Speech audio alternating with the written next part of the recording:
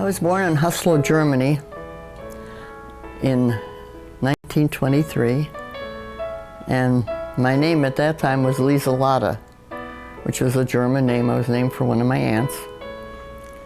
And we stayed in Germany until I was 9 months old, and because they had so much, the country was so depressed after the World War I, my father had decided to come over here. So my mother and I followed, and we ended up in Chicago. We lived in a bungalow that my father had built. It was at 5342 Nelson Street. And it was a very nice house. It's the type that they now call the Chicago bungalows. And he built it all by himself.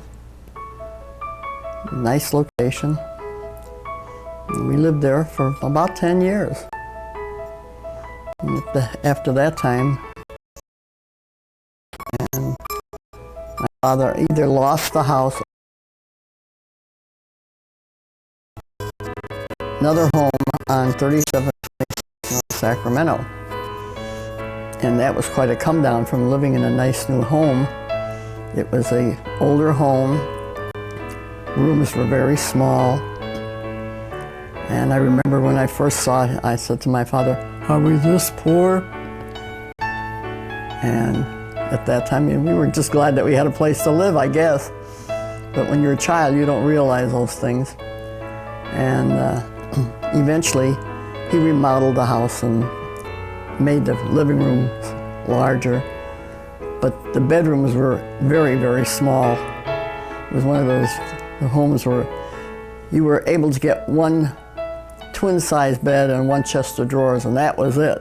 So, as I say, it was a big come down from living on Nelson Street, because my sister and I had a great big bedroom upstairs that was the length of the whole house, so it was different. My father was a carpenter all of his life, and he was also actually an architect, but he made his living mostly as a carpenter.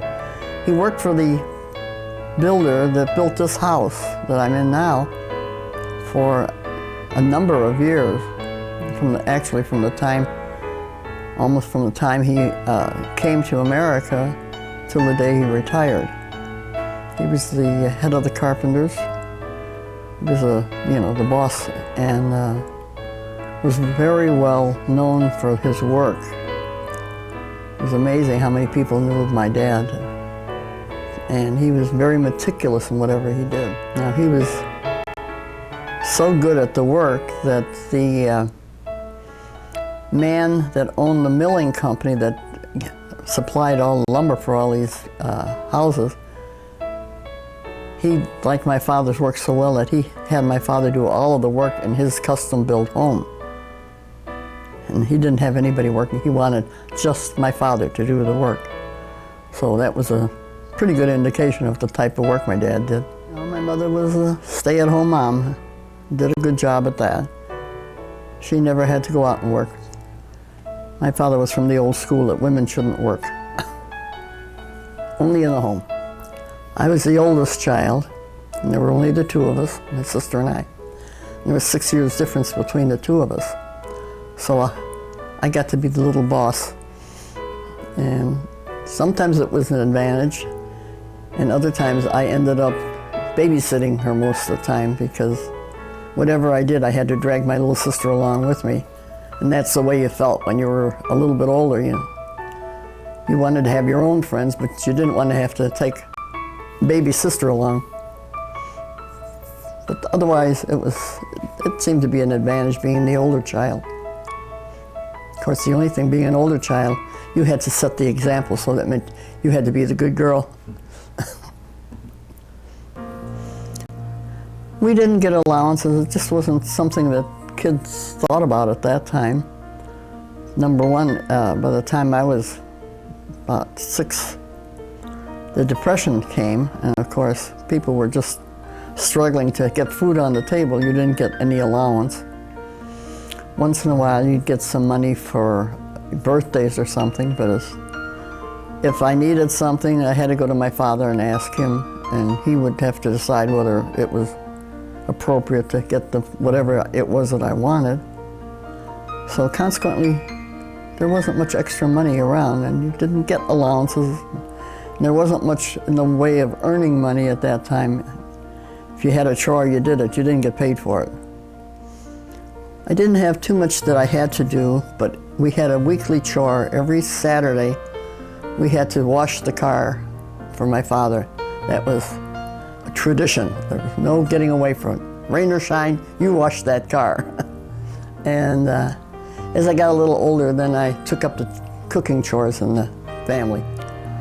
Well, from about 10 years old, I did the cooking because my mother didn't particularly care about cooking, and I didn't care about doing dishes, so we had a deal between the two of us. I would cook, she'd do the dishes.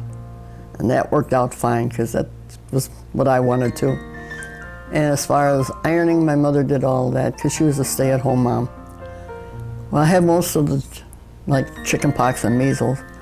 And then when I was about 10 years old, I was in an auto accident with my mother and father, and not with my mother and father, but with my mother and aunt and uncle. And my mother and I were in the back seat. And when we tipped over, everything landed on top of me, my mother and the luggage and everything. And at the time, we didn't realize that I had evidently damaged my spine or hurt my spine. And it was a while later that they noticed that my one hip was higher than the other.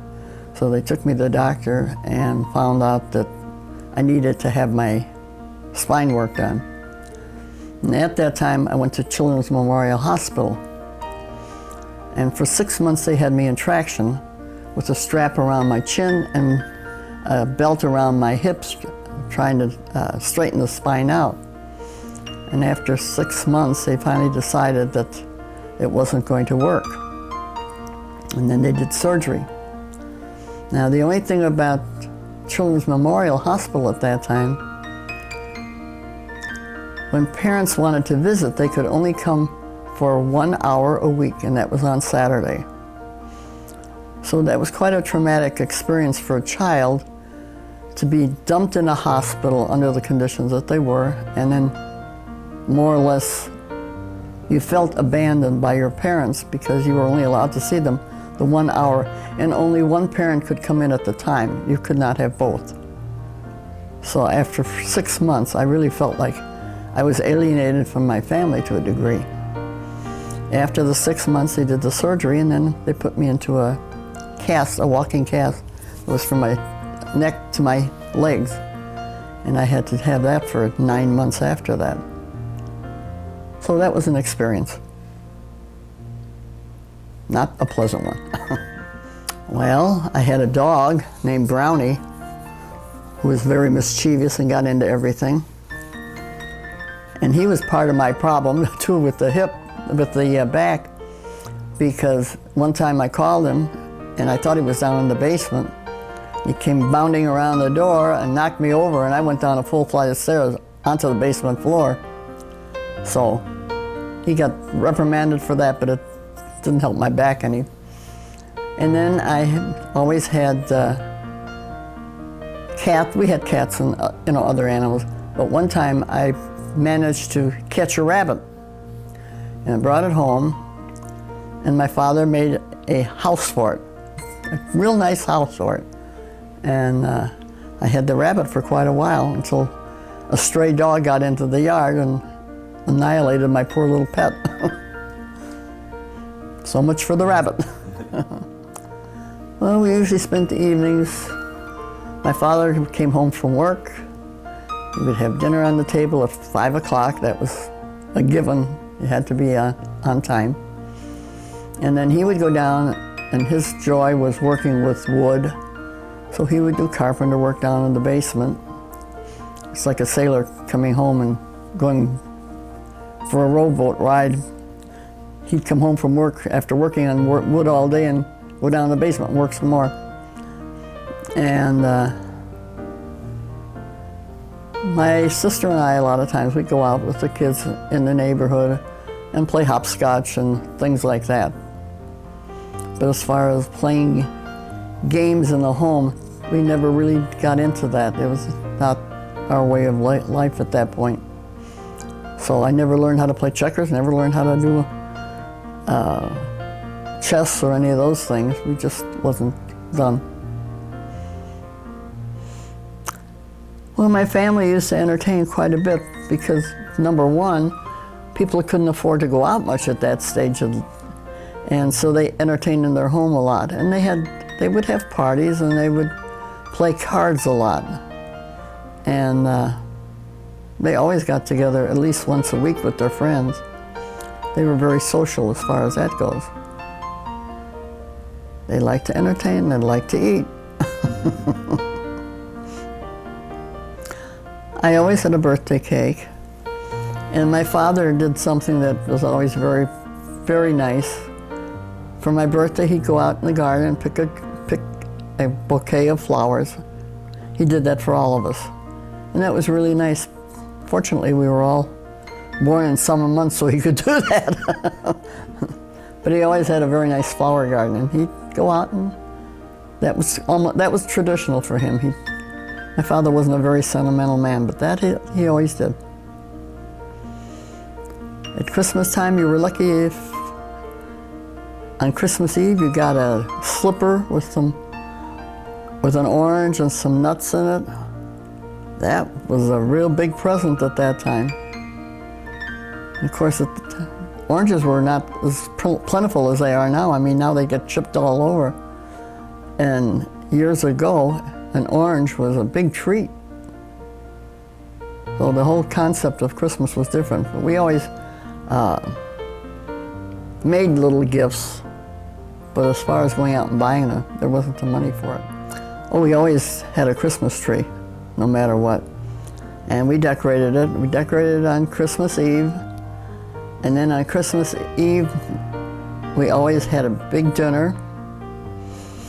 And then we washed the dishes, and we'd come into the living room, and my mother would sit at the piano, play Christmas carols, and we'd have to sing our Christmas carols. And then after all of that was over, then you were allowed to open up the presents, but not until that. Always had to sing for your present. And one of the things that we always did on Christmas, we would make Apfelkuchen. That was actually a German dish. And what it means is apple cake, but it wasn't that. This is more like a raised donut. It's made out of yeast. And we would sit around, my mother and I would make the Apfelkuchen, and the rest of the family would sit there and gobble them up as fast as we made them. And if we were lucky, they'd leave us one or two. But every Christmas we would have that, and oftentimes on New Year's Eve too. That was a tradition for New Year's Eve. That was how we started it off. Well, I didn't have many best friends when I was younger because I was in a neighborhood that was not very tolerant of foreigners at that point. And they were rather on the clannish side. And at that time, my parents spoke German at home, so I didn't speak English too well. And I would be ridiculed for not being able to speak well. And consequently, I just never got very close to any of the people there that I grew up with. And when I got to high school, then I had a few friends. But even there, I didn't have many close friends. It wasn't until I got into the working world that I had more friends. I learned to swim at the neighborhood little pools, and then I did learn to swim before I got to high school. We used to go to Lake Michigan quite a bit, and this friend and I, we would walk all the way down there from our home, which was a long walk, but we didn't have a lot of money, so we had to use our feet to walk over there. And then we'd swim and come back. And then when I again went into high school, I was a lifeguard for 4 years in high school at the pool that they had in school. In grammar school, I started out at Faulkner, and then from there I transferred to Schubert. And when they transferred me to Schubert, I was about in the first grade. And they took me over from the one school to the other school and never notified my parents or anyone. So I had started at the Faulkner School in the morning, and they took me over in the afternoon to Schubert. And then when they let me out, I had no idea where I was going. I had no idea what way home was. I was only 6 years old at the time. And finally, a couple of high school kids found me going the wrong way, away from home. And they asked me where I was going, and I told them. They finally took me home. I almost got lost that time. So I stayed at Schubert School for quite a while until I had my surgery on my back, and then I ended up going to Jan School, which was for handicapped children. I went there for about a year, and after I left there, then I went to Cleveland School and graduated from there.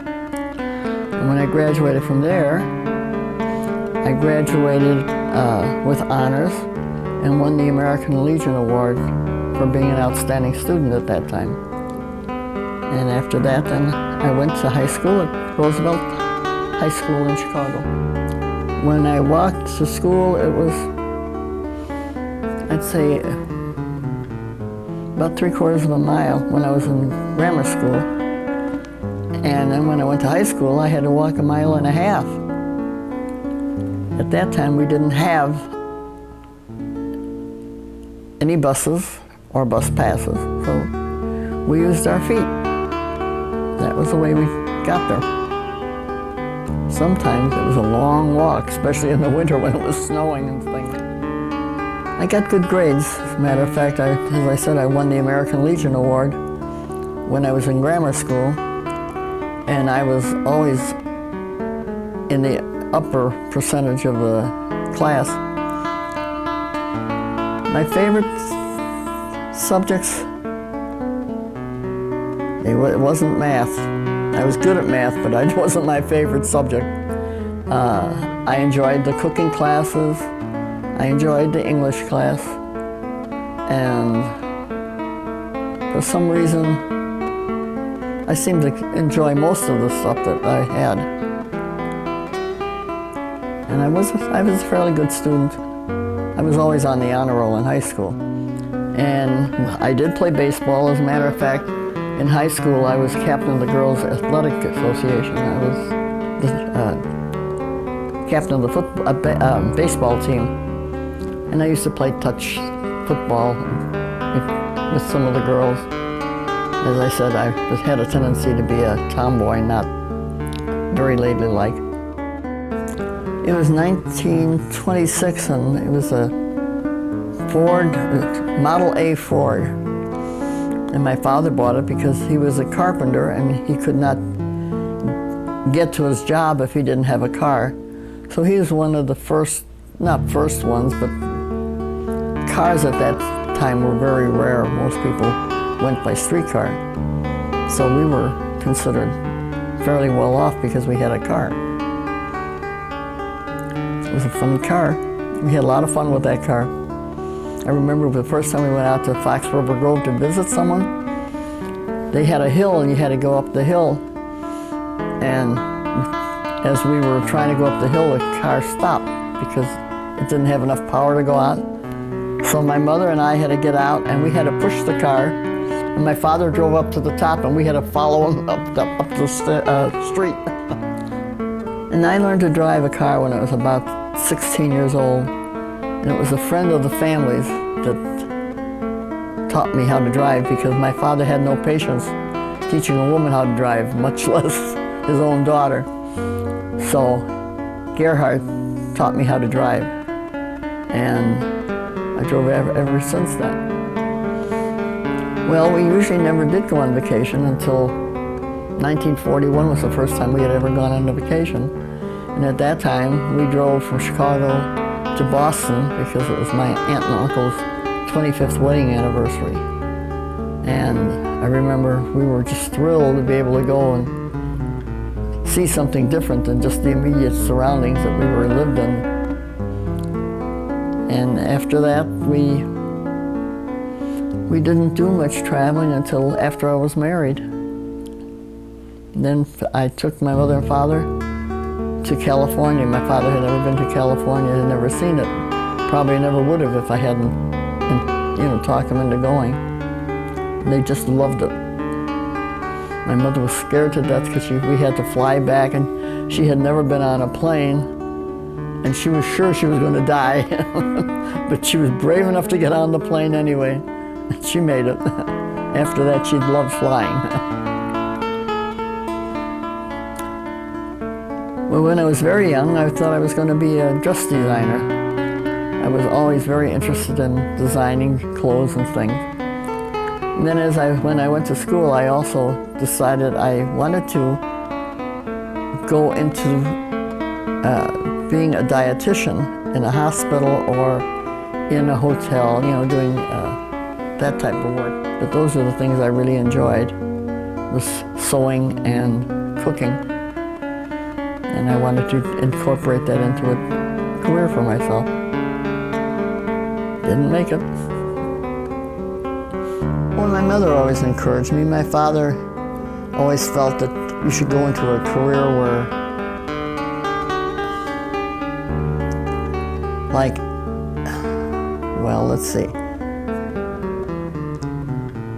taking care of other people's children. He thought that was an ideal career for a woman. And he didn't see us out in the business world until years later. Then he realized that was not exactly the way to go anymore. My first job outside the family was when I was about 16, and I was a nanny for a child, and they lived in Rogers Park. And I had full charge of the child and often had to cook there too beside. And I lived there 6 days out of the week. And then 1 day a week I'd go home. But that was the first job. I always enjoyed sewing. And as I got older, I got a job as a seamstress on a shop down on North Michigan Avenue. And I learned more detailing and designing there. So my chores, naturally, that was one of the things that I often did, was make clothes. As I got older and my sister got married, I made her wedding gown. My mother and I both worked on it, but I did the designing and putting it together, and then we did the finishing work together. And evidently we did a good job because my sister's daughter also used that same gown for her wedding. And aside from that, I did some of the chores, but my mother did some sewing too. I met my husband on December 6, 1941. I had gone to a dance with my parents to the German-American club and met him there, and then the following day was Pearl Harbor Day. And so that was quite an interesting time in our life. And Egan and I went out for quite a while, and then he went into the service. And while he was in the service, I went out to meet him and we got married. And not long after that, he was sent overseas. He didn't come back until 1945, at which time he had come back from Europe, and they thought he was going to have to go out again. But by that time, the war was almost over, so he was lucky. He was able to stay here. The only people present at the wedding were two of his friends from the service and the minister, and that was it. We were on an army base, and that's where we got married. That time being in the service, we were able to go on the honeymoon, and he was due to go overseas right after that, so no, we never did go. I worked in a war plant while he was gone, making boots for soldiers. It was interesting work. Not my favorite thing, but that was the war effort at that time. Everybody was either working in factories or something of that type. So that's what I did. Remember that we always had to have ration stamps in order to buy the things that we needed.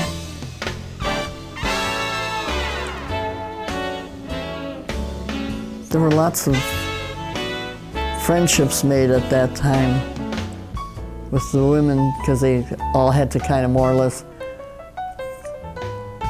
pull together in order to survive. And most of us worked very hard, you know, in the factories. That's when most of the women started working in factories and started going to work because they needed help in different industries because the men were gone. It created a whole new way of living. The first home they had together was after he came back from the service, and we got an apartment on 4326 North Bernard. It was a basement apartment, and we were there for about 2 years, and that's where we lived when Richard was born. On July 13th, 1946, at the Belmont Hospital in Chicago.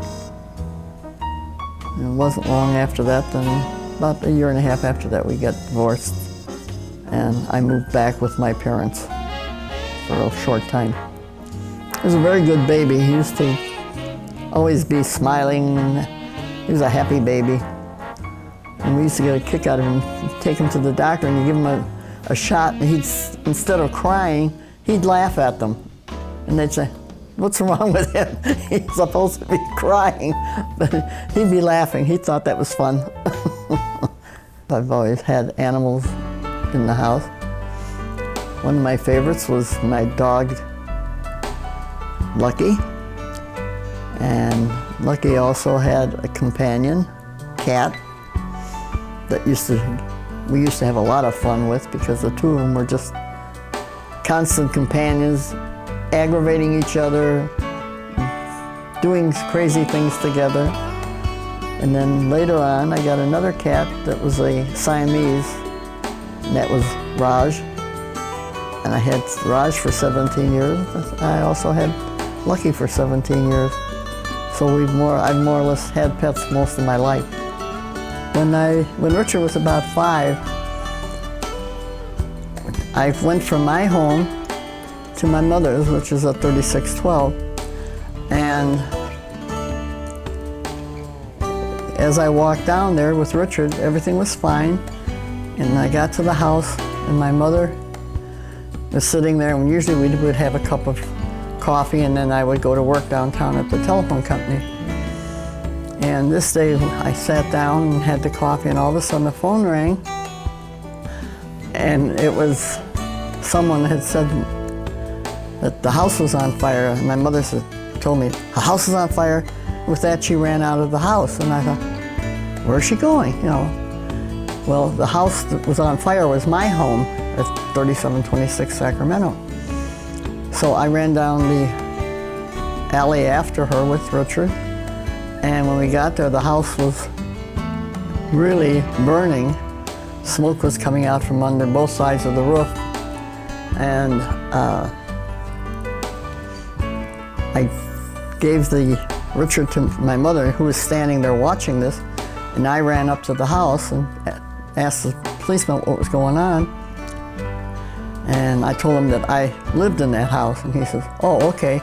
So he let me go up to the second story where my apartment was, and when I got there, there was a fireman hanging out the window, overcome with smoke, and the firemen are all up there, and they're looking at me as though, "What are you doing here?" And I thought the policeman wasn't very smart to even let me go up there, I mean, when they're fighting the fire. But the fire had come up just exactly where Richard had been sleeping about a half an hour earlier. And when they investigated the fire, they figured that somebody had set the fire. They found a broken window in the basement and flammable material down there. So somebody had tried to burn the place up. And the only thing that kept it from being completely burned was that they had fire checks between the walls. It kept it from going faster than it did. But we were out of that house for several months because they had to rebuild the whole thing. I belonged to a few, but the most recent ones was Al-Anon, and that's where I met so many of my friends, the Marion Summerhill and Lynn Bruno and Mabel and another Marion and Lou. They were all part of Al-Anon, and we all had husbands that were alcoholics. And my second husband, Norm, was also an alcoholic. And because of that, I had to join Al-Anon. We were together for about 10 years before we finally got a divorce, and he died shortly after that. I've been very fortunate to have very good friends in many categories. I've had very good friends with Al-Anon. We've been together for about 40 years. And I've had friends in different categories. I've had Marion Summerhill and Lynn Bruno, and Evelyn has been a very close friend. My friend Marcella, we've been together for about 50 years. So I've had so many wonderful people in my life. Jennifer has been in my life. Linda has been in my life, and they've all been very close and very good to me. And there are innumerable more that I can't even mention right now, but I've been very fortunate. I'm fairly healthy. I've had problems with my back, when I was a child, and I had a spinal fusion, so that meant that I don't have the flexibility in the lower part of my back that other people do. But aside from that, I've been fairly healthy up until the time I retired. And at that time, I suddenly found that I had cancer of the left breast, so that had to be removed. And then the following year, I had a knee replacement done on the one knee, and then the next year I had a replacement done on the second one. So that was kind of a rough time for me. And after that, I've been fairly healthy. I decided to make some dolls. Started out, one of the women that I worked with had made a porcelain doll, and I decided to try the class. Well, once I got involved, it kind of snowballed. And I found myself making more and more and more.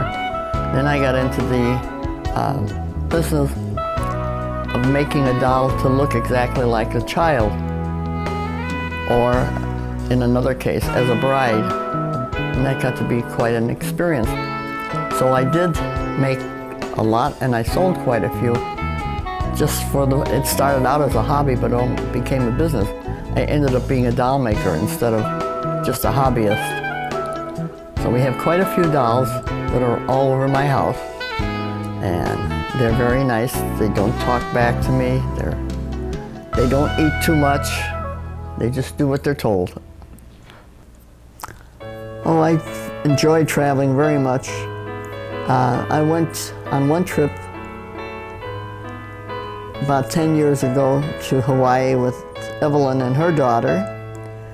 And then also, I've been to Mexico with Richard and Nancy when they first got married.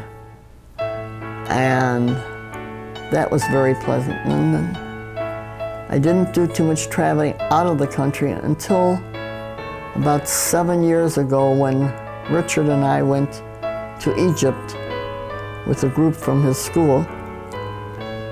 And I got the bug. I enjoyed going there. And then a couple of years later, we also went back there. And since traveling was so much of a part of my life after that, Richard decided we ought to try to go to Germany once so that I could look up my relatives who I had never met. I wasn't even sure that they were still alive. So we took a trip to Europe, to Germany and Austria and that. And the first time that we went to Hamburg, we met another relative of Richard's father who told us he would be able to find Haslo for us, which is the little town that I was born in. So he did. We had gotten in that afternoon into Hamburg, went with Helmut and Marita on our journey to try to find where I was born. Well, but just before I had left, I had taken a picture of the house in Germany. And we finally found a little village, and when we got there, we started looking for it. Well, I couldn't figure out where on earth it was because we didn't know the street or anything. So we had stopped several people and asked them if they knew where the Krohns lived, and they said no. So we traveled further on down the road and saw a name of Krohn on a barn, and pulled in and asked if they knew, where the house was, and they said no. But when they saw the picture, they said, "Oh, that's the Nichols house. The son lives right down the road." So we went back down the road and saw the house, and it was a house that I had spotted on the way, and I said, "Oh, that looks like it." But they said, "Oh no, nobody paid attention to me." And that was the house that I was born in. So we did find the people, and it was such a fluke because we were only in Hamburg about 18 hours that time. And in that time we did find them, which was amazing. But because it was such a long time. And here my cousin is now was 90 years old at that point.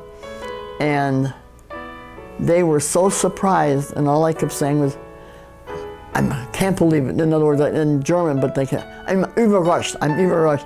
They just could not believe that we had finally found them. And as I say, I didn't even know if they were still alive because we hadn't corresponded for perhaps 40 years.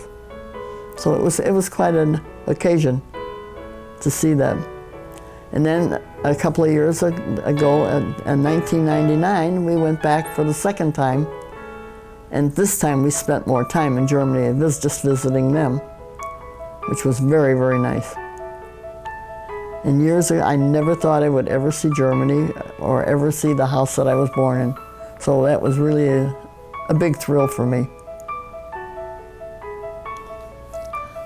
Biggest satisfaction is my family. I really enjoy having a family. I enjoy my religion.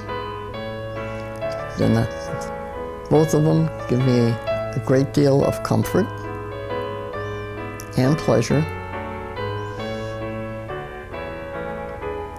All the inventions and all the material things really don't count that much. It's nice to have them, but they don't define me, and they don't define others either. I think the only really important things in life are having people to love and loving them in return.